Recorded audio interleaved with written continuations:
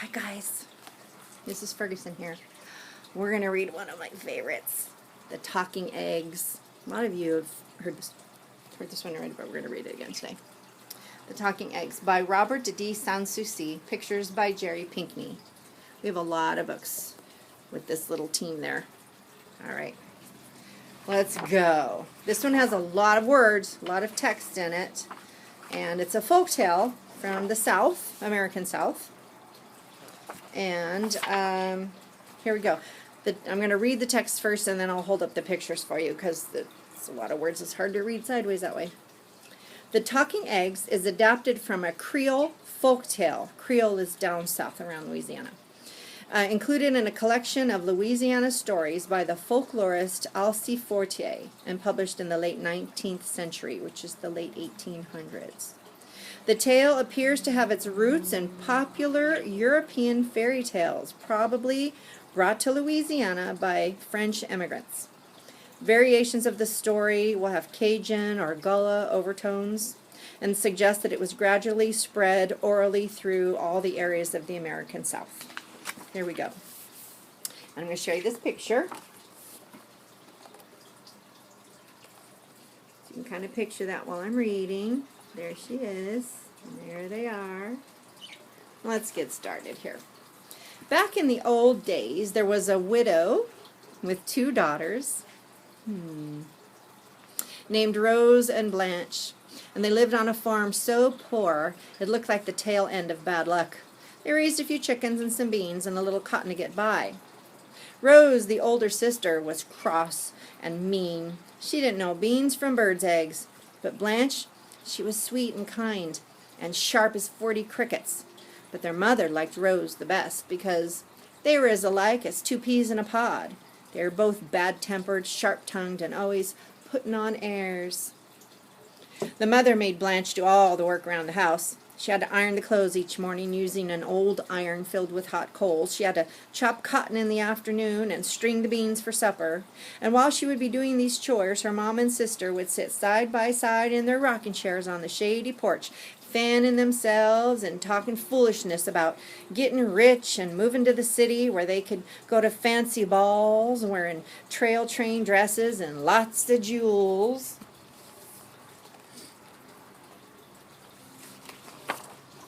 One hot day, the mother sent Blanche to the well to fetch a bucket of water. When the girl got there, she found an old woman wrapped in a raggedy black shawl, near fainting from the heat. "Please, child, give me a sip of water," the old woman said. "I'm about to die of thirst." "Yes, Auntie," said Blanche, and she rinsed out her bucket and dipped up some clean, cool well water. "You drink what you need." "Thank you, child," said the old woman when she'd taken swallow after swallow of water. "You got a spirit of doing right in your soul. God's going to bless you." And then she walked away down the path that led to the deep woods.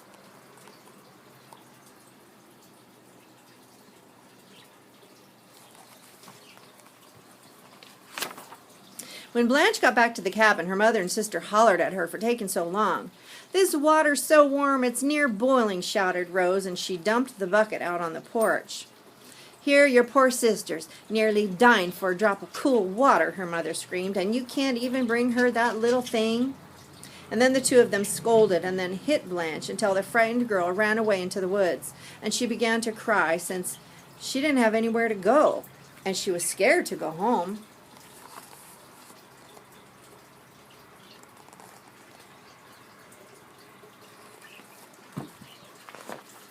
Suddenly, around a bend in the path came the old woman in the raggedy black shawl, and when she saw Blanche, she asked kindly, "What's made you cry so, you poor child?" "Mama and Sister Rose, they lit into me for something that wasn't my fault," said Blanche, rubbing tears off her cheek, "and now I'm afraid to go home." Well, that's my husband walking by. "Hush, child, now stop your crying. You come on home with me. I'll give you supper and a clean bed, but you gotta promise you won't laugh at anything you see." Blanche gave her word of honor that she wouldn't laugh, and then the old woman took her by the hand and led her deep into the backwoods. And as they walked along the narrow path, bramble bushes and tree branches would just open wide in front of them and then close back up behind them.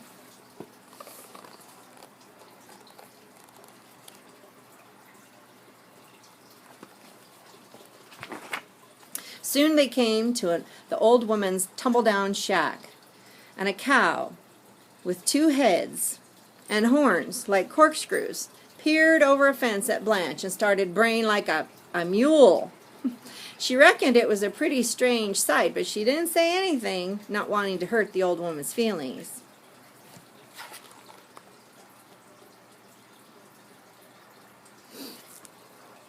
Next, she saw that the yard in front of the cabin was filled with chickens of every color. Some were hopping about on 1 leg, some were running about on 3 or 4 or even more legs. These chickens didn't cluck. They whistled like mockingbirds.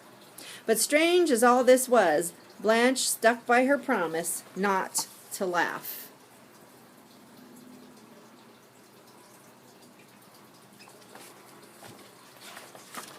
When they got inside the cabin, the old woman said, "Light the fire, child, and cook us some supper."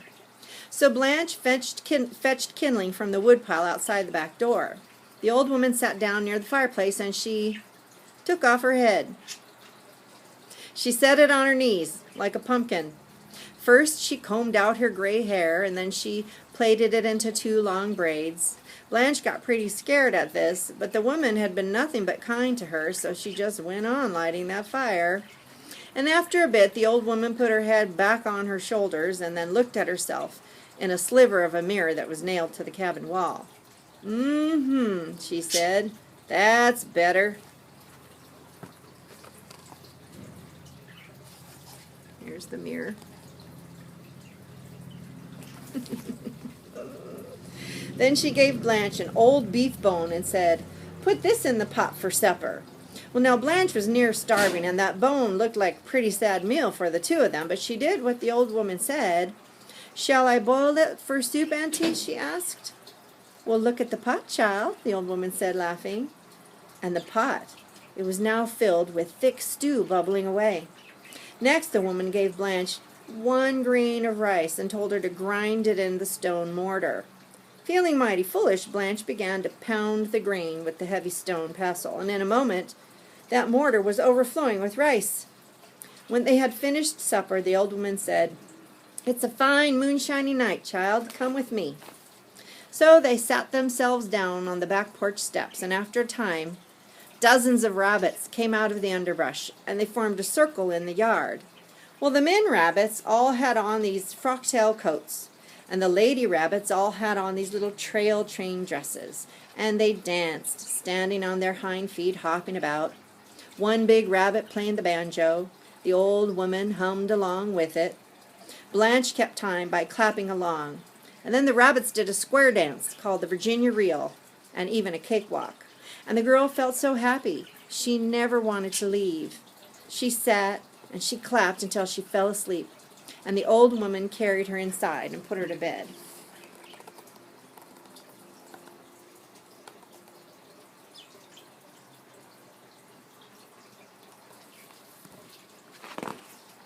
When Blanche got up the next morning, the old woman told her, "Go milk my cow."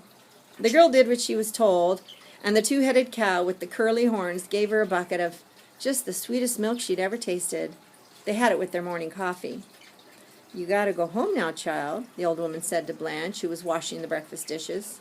"But I'll tell you, things will be better from here on out. And since you're such a good girl, I got a present for you. Go out to the chicken house, and any eggs that say, 'Take me,' you go ahead and take. But if you hear any eggs say, 'Don't take me,' well, you leave them be. When you get near your home, you throw those eggs, one after another, over your left shoulder, so they break on the road behind you. Then you'll get a surprise." When Blanche got to the little chicken house, she found all the nests filled with eggs. Half of them were gold or silver or even covered with jewels, and half looked no different from the other eggs she got from the chickens back home.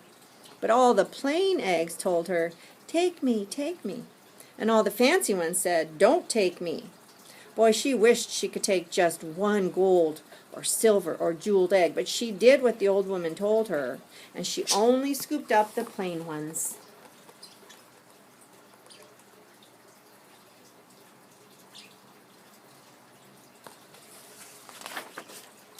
She and the old woman waved goodbye to each other. Then Blanche went on her way, and part way home she began to toss the eggs one at a time over her left shoulder, and all sorts of wonderful things spilled out of those eggs. Diamonds and rubies, gold, silver coins, pretty silk dresses, and dainty satin shoes. There was even a handsome carriage that grew in a wink from the size of a matchbox to a big carriage, and fine brown and white pony that sprouted from the size of a cricket to pull it.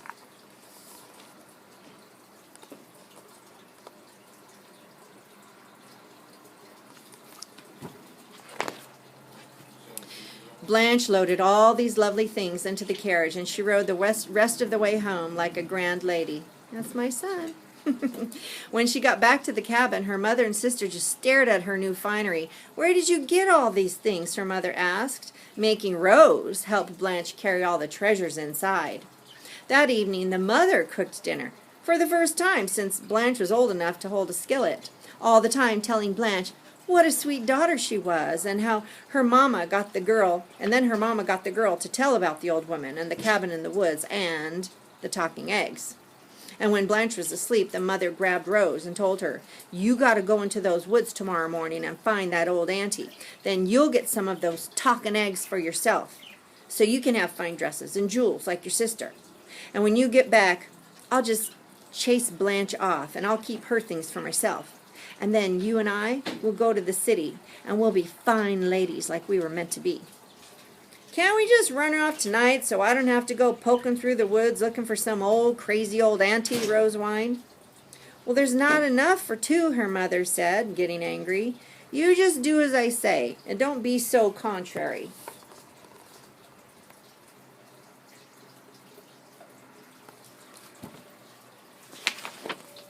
So the next morning, Rose set out, dragging her foot into the woods. She dawdled mostly, but soon she met the old woman in her raggedy black shawl. "You know, my sweet little sister Blanche told me you got a real pretty house and all," said Rose, "and I'd appreciate seeing it." "Well, you can come with me if you have a mind to," said the old woman, "but you got to promise not to laugh at whatever you see." "Oh, I swear," said Rose. So the old woman led her through the bramble bushes and the tree branches into the deep woods. But when they got near the cabin and Rose saw that two-headed cow that sounded like a mule and those funny-looking chickens that sang like mockingbirds, she just yelled, "Ah, if ever there was a sight, that's one. That is the stupidest thing in the world." And then she laughed and laughed until she nearly fell down.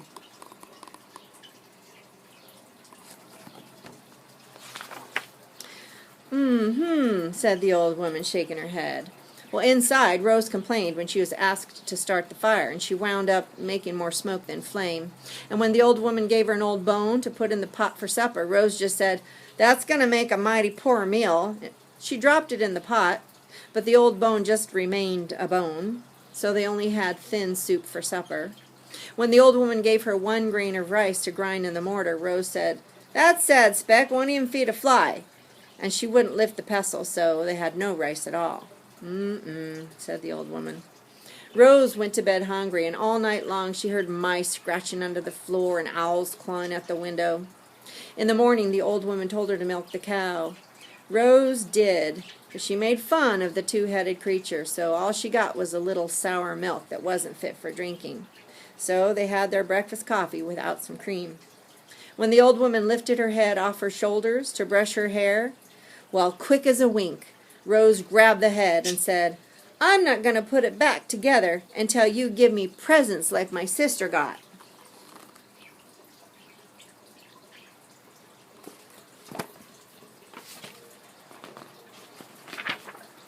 "Ah, child, you're a wicked girl," said the old woman's head, "but I got to have my body back together, so I'll tell you what to do. Go to the chicken house and take those eggs that say, 'Take me,' but leave the ones that say, 'Don't take me.' Then you toss those eggs over your right shoulder when you're on your way home." To be sure the old woman wasn't playing a trick on her, Rose set the old woman's head out on the porch, and her body sat there groping around the cabin. Then she ran to the chicken house, and inside all the plain eggs said, "Take me," and all the gold and silver and jeweled ones said, "Don't take me." You think I'm fool enough to listen to you and pass up the prettiest ones not on your life? So she grabbed all of the gold and silver and jeweled eggs that kept yelling, "Don't take me." And off she ran into the woods with them.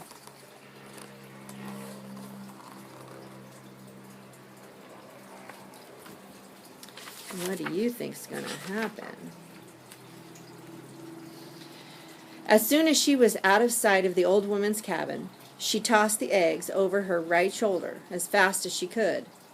But out of those shells came snakes, toads, frogs, yellow jackets, and a big old gray wolf. And these began to chase after her like pigs after a pumpkin. Holler and bloody murder. Rose ran all the way to her mother's cabin, and when the woman saw the swarm of things chasing her daughter, she tried to rescue her with a broom, but the wasps and the wolf and all the other creatures wouldn't be chased off. So mother and daughter, they just hightailed it into the woods with all the animals following.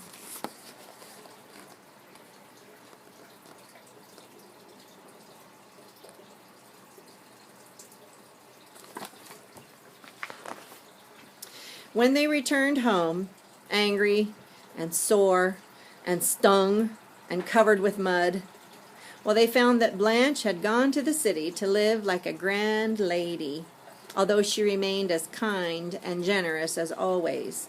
And for the rest of their lives, Rose and her mother tried to find that strange old woman's cabin and those talking eggs, but they never found that place again.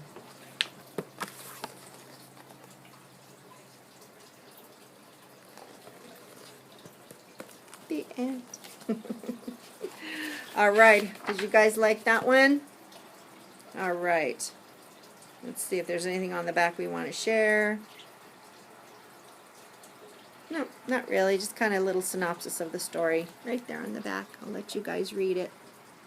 Give you a minute. You can always freeze frame. Ta-dun, ta-dun. All right. We're going to stop there. All right. That was another fun one. Check on my page for other books you might want to hear. And if there's any that you want me to read, you can let your teacher know, and they'll send me an email. And I'll see if I can track it down and read it to you guys. I mean, we got a little time on our hands right now. So, all right. Keep on reading, keep on studying, keep on listening to your teachers. And I'll see you guys soon, I hope. Bye for now.